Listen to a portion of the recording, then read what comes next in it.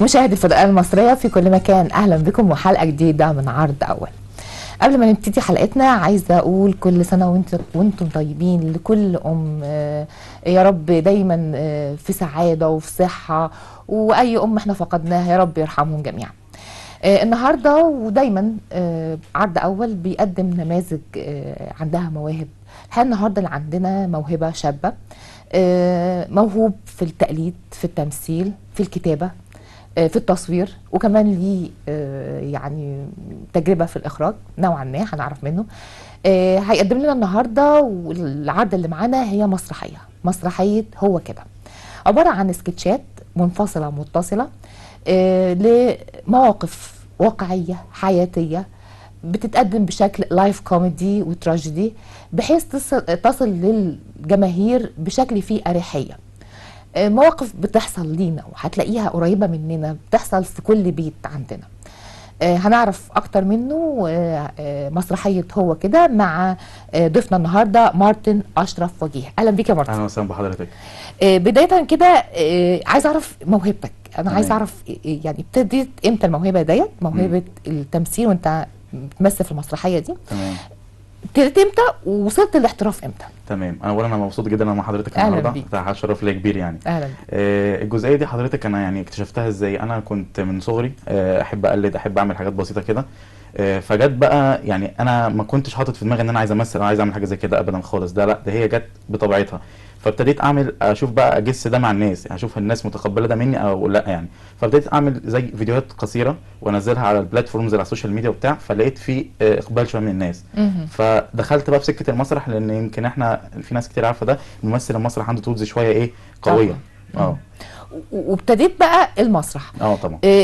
اخدت بقى ورش، اخدت كورسات معينه عشان تنمي الموهبه دي؟ لا بصراحه انا ما خدتش طبعا ورش ولا اي حاجه، طبعا اتمنى ده، بس انا بصراحه ما اعتمدت على نفسي كامله. بقرايتي على النت والكلام ده كله، قعدت ازود نفسي بنفسي، اتفرج على حاجات كتير، اشوف الفنانين الكبار بيفكروا ازاي وهم شغالين، ايا كان مسرح سينما دراما. ابتديت ازود نفسي بدايه يعني. بس انت حابب الاول مسرح اكتر؟ لا هو انا بصراحه يعني عشان اكون صريح مع حضرتك، انا دخلت المسرح عشان انا حابب ميديا اكتر. بس المسرح زودني حاجات كتيره جدا انا ما كنتش متوقعها يعني. مواجهه الجمهور نفسه كده لايف كده، دي اكتر حاجه. لان الممثل المسرحي دايما بياخد رد الفعل بتاعه لايف، انما الممثل الميديا ممكن كات، عيد، مش عارف ايه الكلام ده كله. بس صحيح. يعني فدايما التولز بتاعت المسرح جميل يعني. رائع. هنتكلم النهارده عن مسرحيه هو كده. طبعا. عباره عن سكتشات منفصله متصله زي ما انا قلت كده في المقدمه. مظبوط. وهي عن مواقف واقعيه حياتيه. اولا اختيار السكتشات دي هل بتبقى صعبة بالنسبة لك؟ لأن أنت بتطلع من مود تدخل في مود تاني. مزبوط. هل بيبقى أصعب عليك من مثلا مسرحية تبقى متصلة مرة واحدة؟ هو ده طبعا بالنسبة لأي ممثل بيبقى زي اختبار لنفسه. لأن السكتشات اللي هي المنفصلة متصلة، لو هو مش هياخد فيها دور واحد، لو هياخد دور واحد يبقى بالنسبة للممثل فهو سهل. إنما بالنسبة لو الممثل هياخد كذا دور في كذا سكتش بيبقى اختبار ليه، لأن هو دلوقتي بيشوف هو هيقدر يفصل من شخصية ويدخل في شخصية والعرض شغال ولا لأ. فده بيبقى اختبار ليه يعني. تمام. وطبعا انا بشكر صاحبي واخويا احمد زكي شيكا اللي هو الكاتب العرض، لان هو حط حاجات احنا بنعيشها في العرض وفي السكتش عشان توصل للناس، وده فعلا الناس يعني حسيته. دايما الواحد لما بيحب يكتب حاجه بيحاول يكتبها من الواقع، عشان لو الناس لمسته فعلا بيبقى توصل لها على طول، رد الفعل بيبقى سريع جدا، وتحس ان انت جوه الحدث ده بالظبط. الناس بتحس الممثل جدا وبتعيشه. واحنا كمان كنا بنشتغل، ده هدفنا، ان احنا ما نخليش واحد من الجمهور يطلع حتى يمسك تليفونه ولو لثانيه. بنشتغل على ان كله تركيز، مركزين معاك جدا، يتشدوا جدا مع العرض، يحسوا ان احنا منهم وهم مننا. بس يمكن التركيز ده ولما تلاقي نفسك ان انت ممكن تكون جوه المشهد ده هيلمسك. وعشان كده انتوا قدمتوا لنا سكتشات لمواقف فعلا بتحصل في حياتنا. مظبوط جدا، مظبوط. اللي هو انتوا 5 سكتشات، عندنا 5. وانت مشارك في التاني؟ انا مشارك في السكتش التاني بدور اسمه سيد سيكا.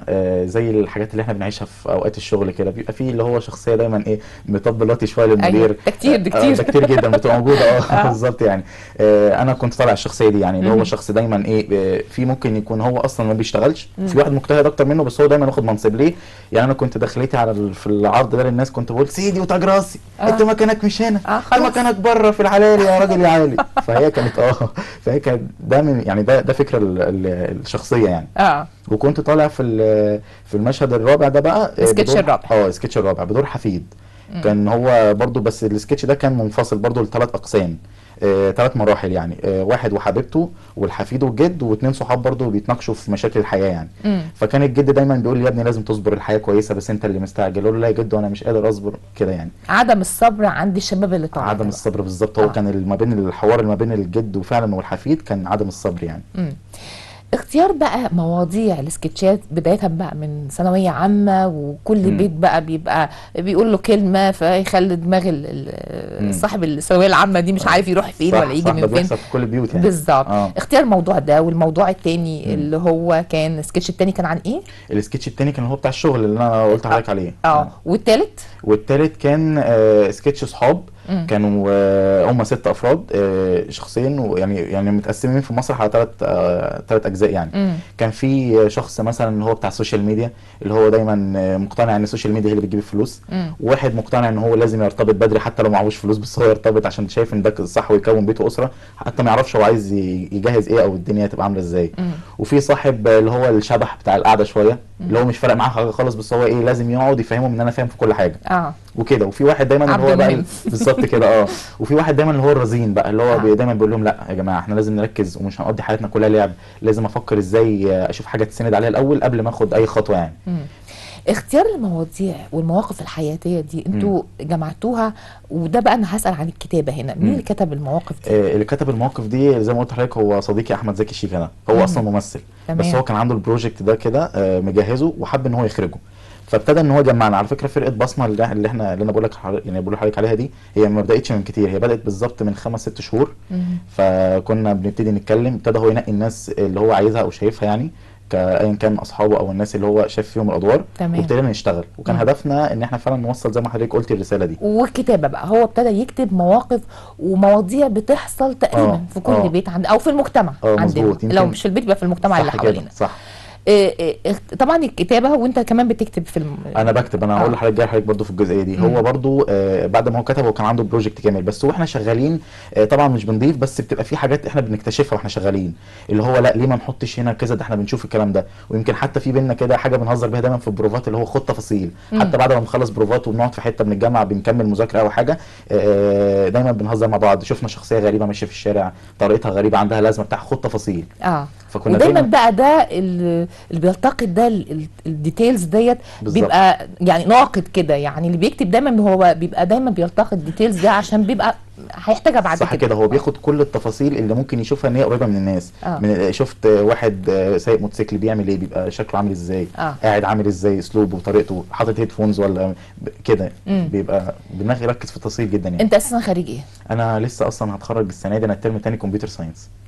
حاجه بعيده خالص. حاجه بعيده تماما. بس انت يعني طب ما دخلتش ليه مع التمثيل؟ ما دخلتش لان انا كنت حابب من بعد الثانويه عامه ان انا اخش حاجه فيها كمبيوتر يعني. انا حابب المجال ده جدا وعارف ان ده مستقبله كويس جدا يعني. بس طبعا التمثيل لما ابتديت انا اعمل الفيديوهات اللي انا بعملها يعني، انت سوقتها بقى عن طريق الدراسه اللي انت بتدرسها، فسوقتها صح. بالظبط. واتعلمت حاجات كتير بصراحه، اتعلمت ازاي امنتج، ازاي اظبط موسيقى، ازاي الكلام ده كله. ابتديت بقى ايه انزل ده على البلاتفورمز بتاعتي يعني، على التيك توك والانستجرام والكلام ده كله. فلقيت رد فعل جميل، فقلت لا ده انا لازم فعلا ابتدي. يمكن انا كمان كنت بادي فيديوهات ده من بدري شويه قبل المسرح كمان. جميل. وجميل قوي ان يعني تتنقل بعد كده بقى للورش ممكن يعني. واحد لما بيثقل الموهبه اللي عنده بدراسه بتفرق معاه قوي. اكيد طبعا بتفرق جدا مع الممثل شخصيا، لما يقعد ويلاقي نفسه في تولز زياده بيفكر بيها، مش بيفكر من جهه واحده، لا ده عنده كذا وجهه نظر هو بيفكر بيها، فدي بتبقى حاجه كويسه جدا طبعا. هتكلم عن الديتيلز اكتر جوه العرض المسرحي، لكن كده نخلي جمهورنا يشوفوا معانا العرض المسرحي. هو كده نطلع نشوف فاصل منه ونرجع على طول، خليكم معانا.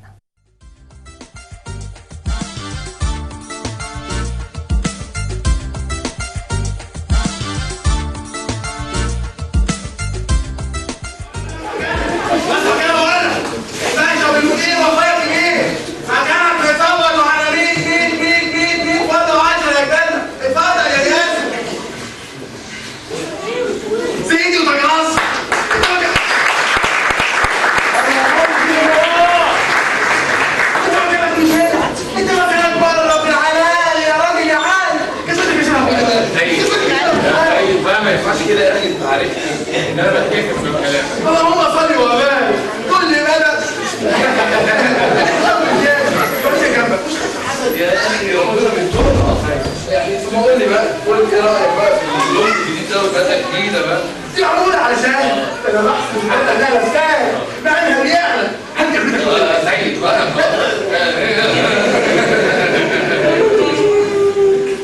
ايه ده يا سيد؟ ايه يا ياسر؟ مره ما تعملهاش حوار جنبي. ربنا يا ياسر مش عاملها صواب جنبي. ليه ده يا سيد؟ لا ده مش تليفون ولا حاجه. تليفون ايه يا سيد؟ لا لا يا سيد، ده مش صوت تليفون. انت يا فندم، انت يا مستاذ، انت يا مستاذ، قوم اتلحق، انت هتلحقها لي كمان. اتفضل. لا اله الا الله. لا اله الا الله. احلمت بيك يا ياسر. لابس ابيض ولابس طاقية بيضة وراكب جمل. انا الجمل بلاك العمل ده مكان وجهنا قدامك. يا جماعه يا ريت نركز في الشغل وما ننامش، ده مكان اكل عيش. خليله الايه؟ حصل يا ياسر طبعا يا فندم، منور المكان. اتفضل، ده الشغل اللي نبتدي بيه اول امبارح. وده الشغل اللي قلت لك على المكتب الاسبوع الجاي. صح يا فندم، انا اكتشفت طريقه تخليني اخلص كل الشغل في يومين بس. كروات طريق كروات. ريس والله مهما بنقول له ما بيسمعش الحال. لو سمحت يا استاذ جمعه، اولا ده شغل، ثانيا ده مصدر خلص وبدون كلام. يعني يا استاذ شغل المفروض يخلص في اسبوع جايبه انت في يومين. ده بس معروف كروات يا ريس كروات.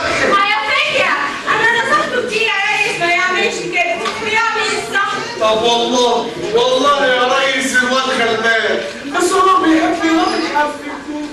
ده بدل ما حضرتك بتتبسط اني خلصت الشغل اسبوع في يومين، انا مش فاهم غلطت في ايه. يا افندي يا افندي، انا خبره 30 سنه، اي شغل بيخلص معايا في اسبوع. ده انت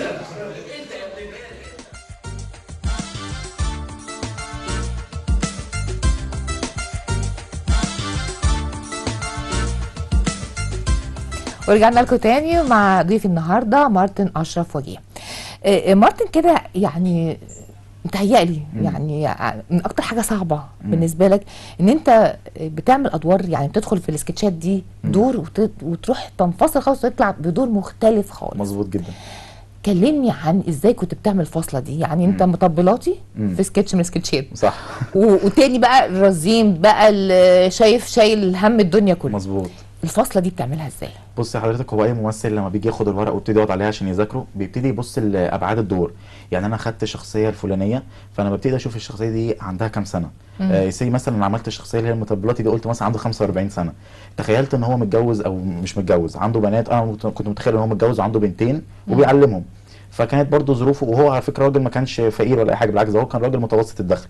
بس دايما هو بيفكر ازاي يوصل لاعلى مستوى، بس مش بالاسلوب اللي هو دايركت، لا هو دايما بيفكر شمال شغل التعبين ده ازاي يوصل، بس ما هو ما بيذاكرش ولا بيركز في شغله بيعمل اي حاجه، لا بس هو بيوصل بيطبل بس الراجل. بالظبط. فببتدي انا امسك بقى ابص على التفاصيل دي كويس جدا واشوف انا هوصل لها ازاي. بحاول على قد ما اقدر لما باجي اذاكر الشخصيه دي بفصل تماما، يعني يمكن بقعد لوحدي تماما وابتدي اشم ريحه الجو اللي الشخصيه دي عايشه فيه. يعني بشوفه مروح البيت بيركب ايه، راجع معاه عربيه بيروح مواصلات، الكلام ده كله. الشخصيه الثانيه كذلك بقعد بشوف هو متضايق من الحياه ليه، يعني ايه الظروف اللي واجهها، الكلام ده كله.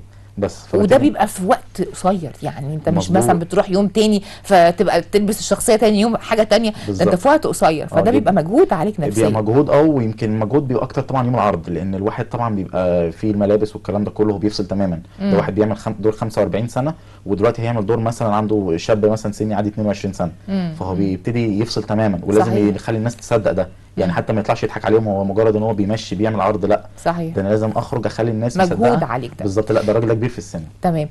كمان يعني ان انتوا تربطوا ما بين اللايف كوميدي مع التراجيدي كمان، ده كمان لطيف، يعني ان انتوا تخلونا ممكن نبقى متعاطفين جدا ونضحك في نفس الوقت. ما انا هقول لحضرتك على حاجه، الجمهور نوعين، في جمهور يحب يجي يتاثر، يعني يحب يشوف مسرحيه يتاثر منها يعيط مش عارف يشوف حاجات تاثر فيه، وفي جمهور يحب فاكر ان المسرح ده ضحك بس، فبيجي عايز يضحك، هو مش عايز ان هو يجي ان هو يقعد يضحك على افيهات او حاجات زي كده.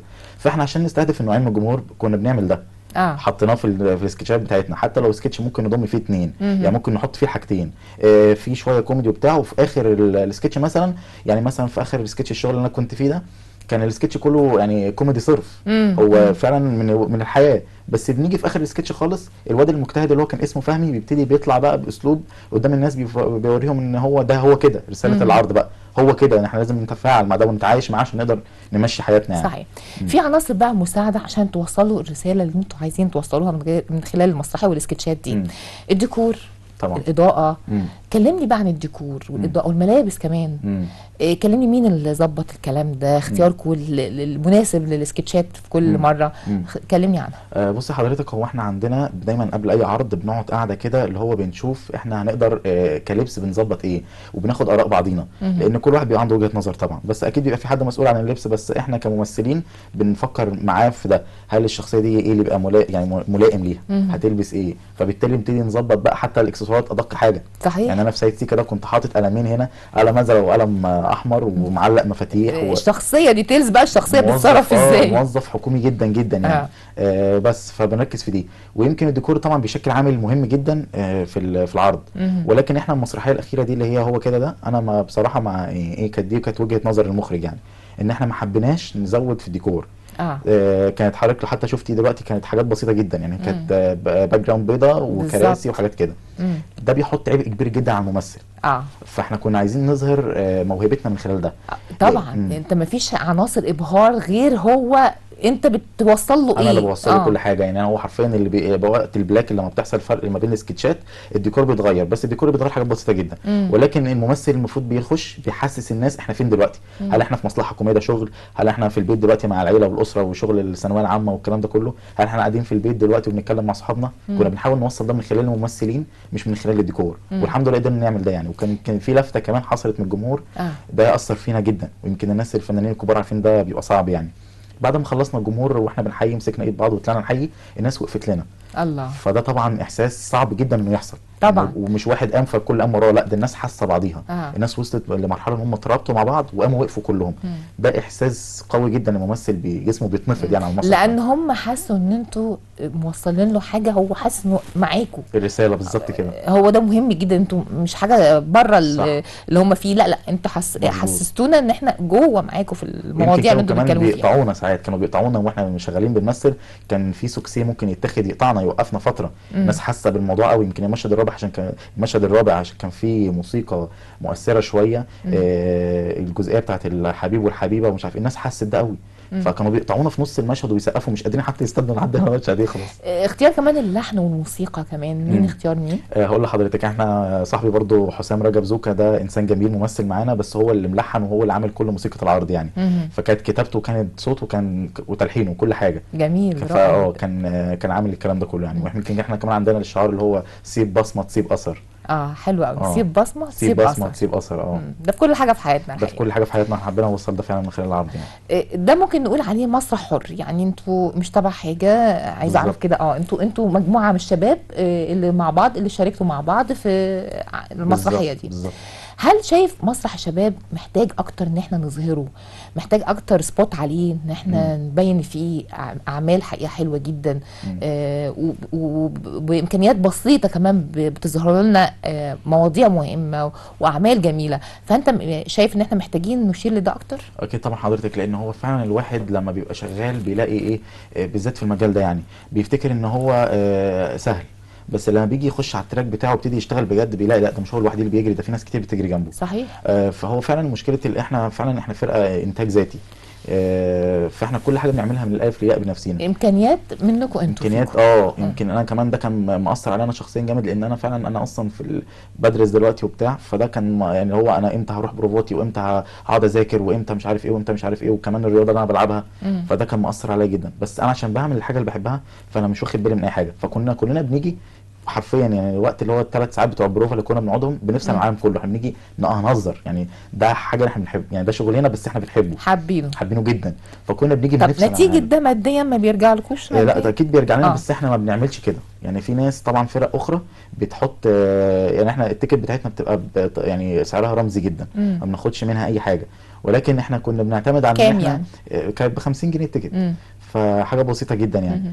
فكنا بنعملها عشان كده احنا حرفيا بنعمل بس تمن المسرح، تمن ديكور، تمن الكلام ده، لكن احنا ما بناخدش فلوس زياده من الجمهور ابدا، يعني الممثلين ما بتاخدش حاجه. جميل عشان احنا جدا هدفنا يعني. هدفنا ان احنا نوصل حاجه من حاجه احنا بنحبها، مش هدفنا مادي تماما يعني. ورسائل جميله بتوصل عن طريق مبلغ بسيط حتى لو العيله كلها راحت. بالظبط بالظبط. طيب بتقدموا في المسرحيه حلول من وجهه نظركم ولا بتعرضوا بس المواقف نفسه؟ لا بنعرض حلول. آه. يعني ما بنسيبش الناس برضو في عروض بنبقى عايزين نشوف مثلا لو احنا حبينا نعرض تاني فبنشوف بنسيب حل مبهم لان الناس تحب تجيلنا تاني. وفي عروض لا بندي يعني بنطرح السؤال وبندي اجابته في الاخر. يعني زي ما بقول لحضرتك في مشهد الشغل ده مثلا احنا ما قلناش ان الدنيا كلها وحشه وكده، لا طلعنا في لقطه في الفيلم زي فلاش، زي في السكتش زي فلاش باك. المدير بيشكر فيها فهمي اللي هو الشاطر، مش انا مش انا الوحش، بيقول له يا فهمي انت كويس قوي، انت مش عارف ايه، انت الكلام ده كله. فوصلنا للناس لا ده في فعلا كويس، مش كل حاجه وحشه، لا ده في فعلا جوانب كويسه، بس لازم الواحد هيلاقي ده وهيلاقي ده، بس هو وهو بيتعامل مع ده هيتعامل ازاي؟ هل هيقف ولا هل هيكمل ولا هل هيعمل ايه؟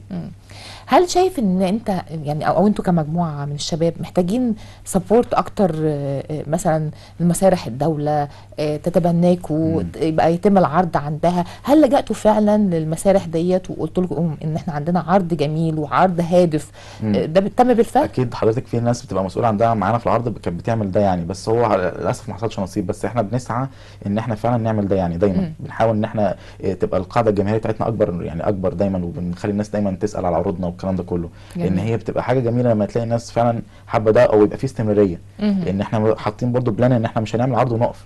لا انت ليك عروض قبل كده يعني؟ ليا عروض طبعا. ليله رقص يعني يرقص مش رقص ليله رقص السنه وخلطبيطه بالفن. مظبوط. ده بقى الخلطبيطه اللي احنا دول بقى كانت مع فرقه ثانيه اسمها التحفجيه المسرحيه، دول طبعا حابب اشكرهم جدا، دي كانت بدايتي معاهم يعني. فدول حابب اوجه لهم الشكر جدا جدا، دول فعلا اخواتي وقفوا معايا وقفه جميله يعني في بدايتي في المسرح. لان انا كنت بادئ مسرح يعني دي المسرحيه هو كده دي الاخيره، دي اخر واحده، دي اخر واحده. قبلها في كام مسرحيه؟ قبلها في بتاع 4 تقريبا. يعني دي 5 مسرحيات. دي 5 مسرحيه ليا مظبوط. اختلف طبعا يعني انت المره دي وانت في العرض ده مختلف، كله كان تمثيل ولا؟ كله تمثيل طبعا. بس في حاجه برضو انا دايما بفكر فيها حضرتك، اللي هو الانسان ما بيبطلش يتعلم. فانا داخل بقول بسم الله انا هعرض، بقول انا ايه داخل العرض هتعلم هطلع منه بايه؟ صحيح. انا مش داخل امثل وخلاص. بالظبط. يعني انا لو حضرتك جيتي سالتيني انت في كل عرض اتعلمت ايه، هقول لك انا اتعلمت في العرض ده ان انا ما اعملش كذا، اتعلمت ان انا اعمل كذا. جميل. هو ده اي عمل بندخله لازم يبقى فيه اضافه لينا. بشكرك ودايما بالتوفيق. ربنا يخليك. بشكر طبعا ضيفي النهارده مارتن اشرف وجيه، شكرا ليك. تمام. خلصت حلقتنا معاكم النهارده، على وعد باللقاء بكم ان شاء الله في رمضان ان شاء الله يوم الثلاث، وتجارب جديده من خلال برنامجكم عرض اول.